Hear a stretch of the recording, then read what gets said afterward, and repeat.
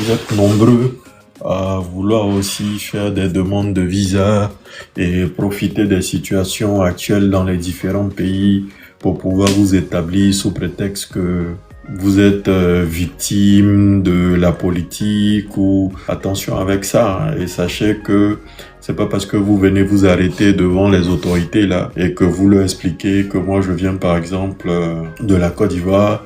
Dernièrement, il y a eu 800 personnes, 700 personnes qui ont été emprisonnées. Moi, j'appartiens au PPACI. Je suis poursuivi. Je suis. D'accord. Mais il faut pouvoir apporter la preuve de tout ce que vous aurez à raconter, hein. Si derrière l'histoire ne tient pas la route, parce qu'il y a des vérifications aussi qui se font, et il y a tellement de personnes qui passent devant ces autorités-là dans ces différentes structures qu'elles savent quand même faire la différence entre le vrai et le faux.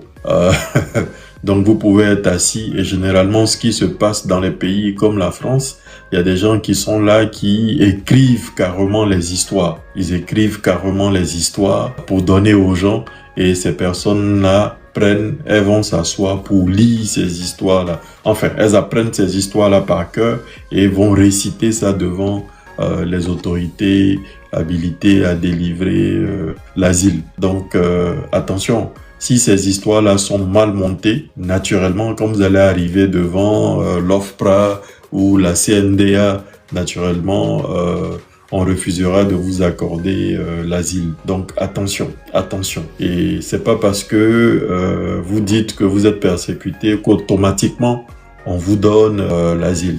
Vous verrez qu'il y a certains, lorsqu'ils font ces demandes d'asile, là, ils se font assister par des avocats et tout, parce que c'est très délicat, vraiment très délicat. Parce que vous allez passer devant la structure qu'on appelle par exemple l'OFPRA.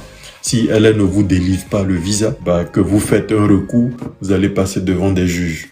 Et c'est les juges qui vont écouter votre histoire et décider de vous délivrer ou pas par la suite, l'asile ou pas.